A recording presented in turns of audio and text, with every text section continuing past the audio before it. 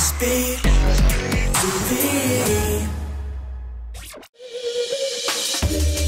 This is our personalised smartphone guide for all you gamers, photographers or sports fanatics to just, well, the downright clumsy, skint or those who only want the most powerful tech between their fingers.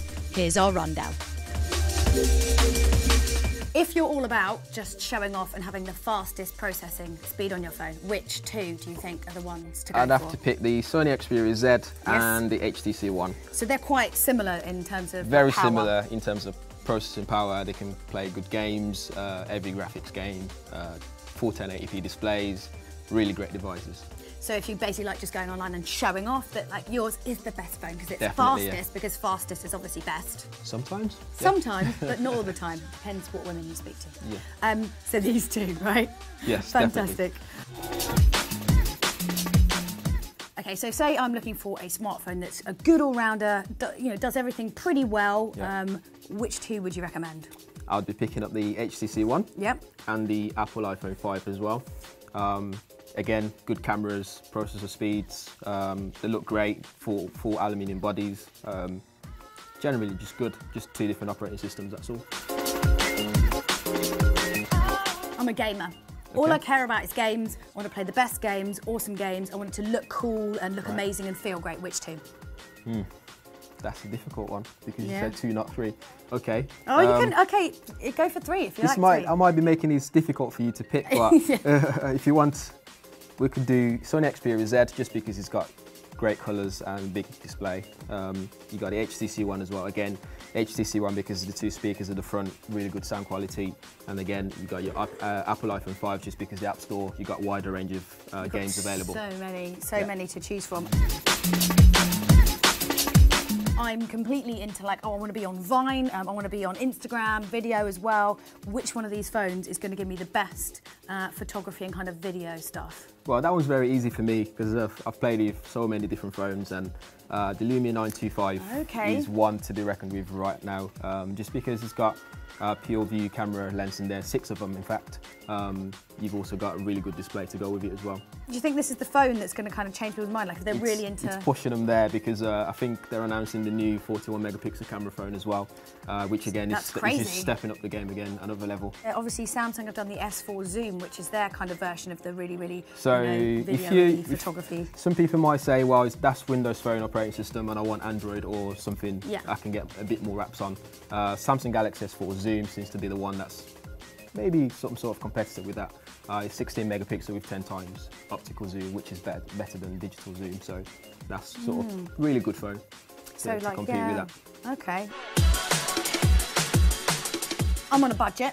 Okay. I want a smartphone, but I don't want it to be, I don't want to spend too much money, and let's be honest, I'm going to leave it in a pub anyway. Okay. So which one would you recommend? That's easy again. That would be the Samsung Galaxy S4 Mini, just because the price difference.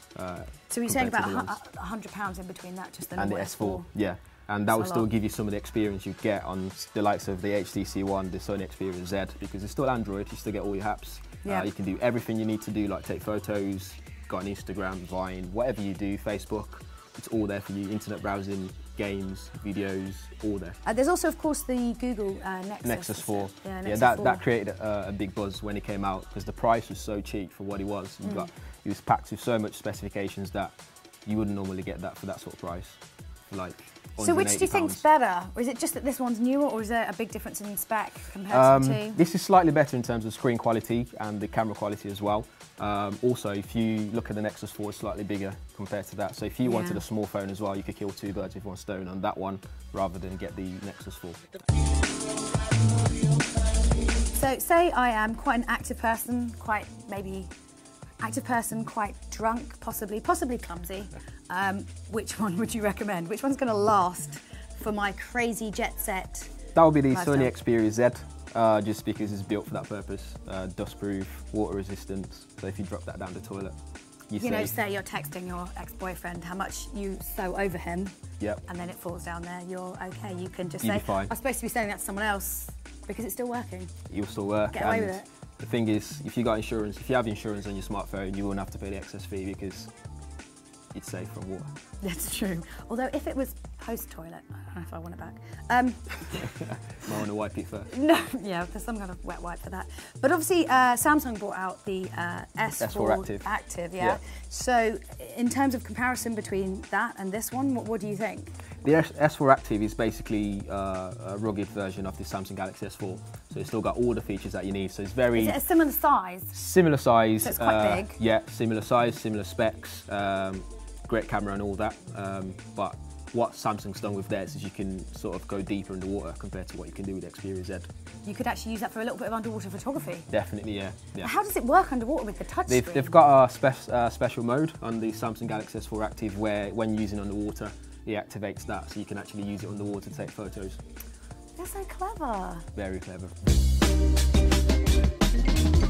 Are there any other kind of like smartphones that are coming out this year that we need to kind of keep our eyes out, things that could be kind of thrown into a mix next time we do a video? So we've got various things coming out, like obviously the newly announced Nokia Lumia. I think it will be called 1020 when that comes out, when it gets released. We've got the Samsung Galaxy Note 3 coming out. That's going to be a beast because it's going to have some mad quad-core processor and all sorts in there. Ridiculous. Hopefully, and obviously as well, people who really wanted an iPhone as well. Apparently, rumour has it there might be some colourful, cheaper version coming out as well. So we'll keep an eye out for that.